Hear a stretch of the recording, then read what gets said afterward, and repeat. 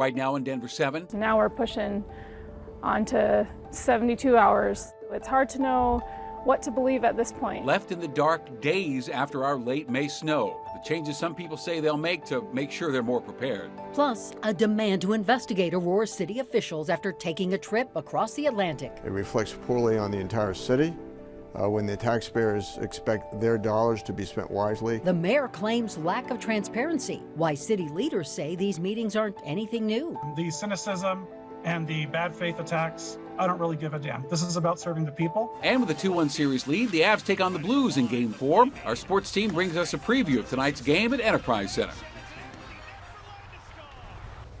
Well, the cleanup continues tonight, days after a late spring snowstorm hit our state and left its mark here on the Metro. Good evening, and thank you so much for joining us for Denver 7 News at 6. I'm Ann Trujillo. I'm Shannon Ogden. Glad you're with us tonight. The storm leaves neighborhoods just buried in tree limbs and hundreds of homes without power for days.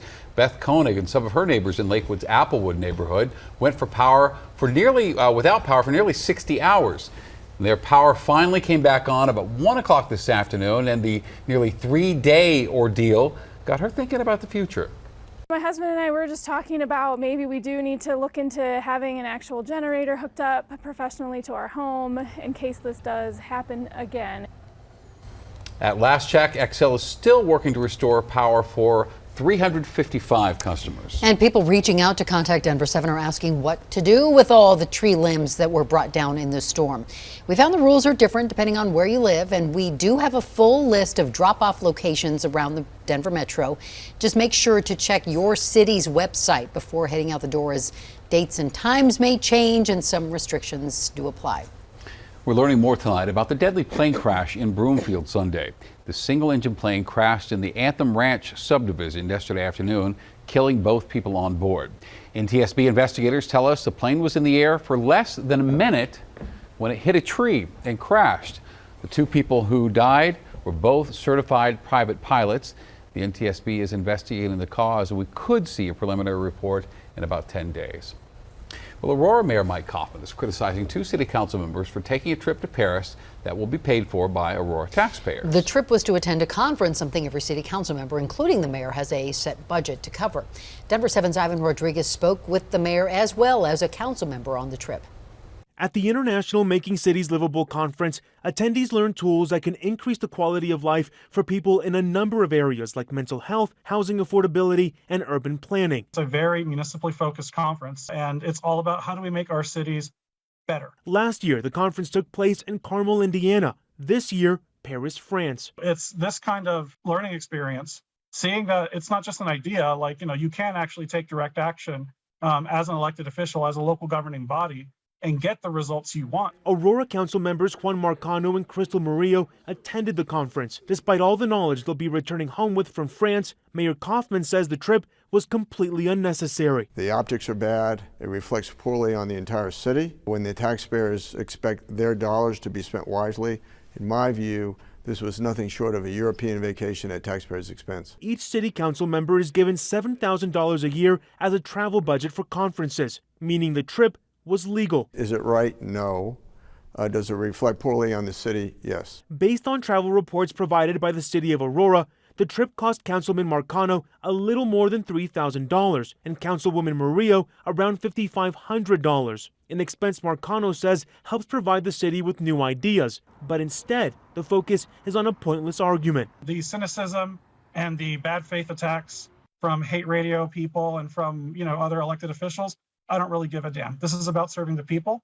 Our people deserve to, have their local elected officials learn from the best, and I'm bringing back that information so that we can make our city a standard for the country. Mayor Kaufman says he will be putting forward a proposal to prohibit Aurora City Council members from using tax dollars to pay for any international conference in the future, unless requested by the Office of International Immigrant Affairs, the city, or Aurora's Sister Cities program. If you want to learn about the challenges before us, they're really right here.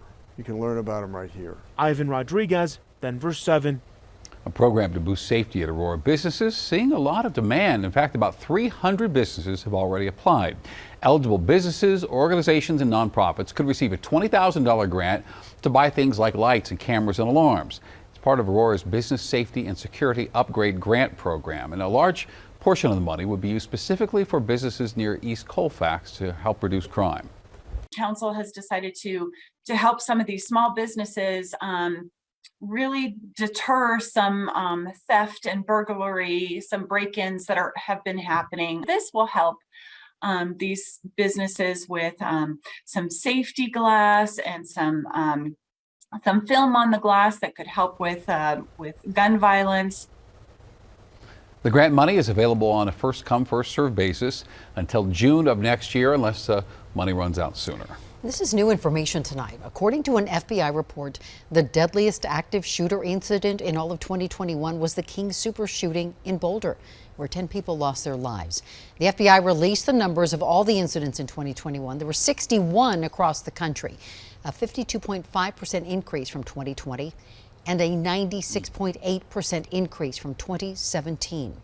And the report included 3 other shootings in Colorado: Old Town Arvada, Elks Lodge in Colorado Springs, and the Lakewood shooting. And 9 people were shot over the weekend in 6 different shootings across the metro. In the one fatal shooting, a 20-year-old man was killed. This was in Aurora early Saturday morning after a party on South Peoria.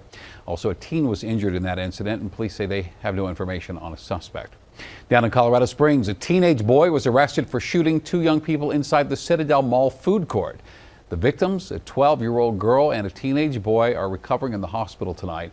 Police say that teenage boy was the intended target. This week, Denver massage parlors can start applying for a business license. This is all part of an effort to fight human trafficking and other problems within the industry. Denver 7 has been looking into the numbers, and just last month, 3 people were arrested accused of using massage parlors for human trafficking, pimping, and money laundering. That was in Jefferson County. And in 2020, 7 others were indicted in Denver and Aurora on several counts of racketeering, prostitution, and tax evasion. Well, Denver 7 spoke with the Denver Department of Excise and Licensing about how the new business license could change the industry. How will this prevent human trafficking? Well, it really just gives Denver Police Department the tool to go in and do these inspections. And there is really now a consequence for these massage parlor businesses that might be doing that. Before, there was no business license, so we couldn't revoke their license and they could continue to operate. But now there's going to be consequences for massage parlor businesses that have engaged in human trafficking. The application process involves background checks for the owners applying, and businesses can be denied altogether if they've had a felony conviction within 5 years. Governor Polis signed the Colorado Cashback Bill into law today that will allow Coloradans to get their Tabor refunds by the end of the summer if they file their 2021 tax returns.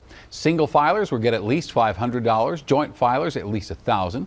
And Polis says the amount is higher than originally thought because of the state's strong economy. Checks should arrive in August or September. Also today, the governor signed a measure simplifying the adoption process for parents conceiving through assisted reproduction. Another bill would secure funding for Colorado Water Conservation Board construction. Coming up, the closer you are to downtown, the more you see them sprinkled around the sidewalks. We feel like our biggest risk for injury, honestly, is getting hit by one of the scooters. How one mystery vigilante is taking matters into their own hands. Plus, summer break starts this week for many metro school districts, but students can still eat for free over the summer. And the chip shortage has been impacting everything from cars to electronics for months. They don't have enough chips to support their current product or new product. How production could be boosted and how long it could take.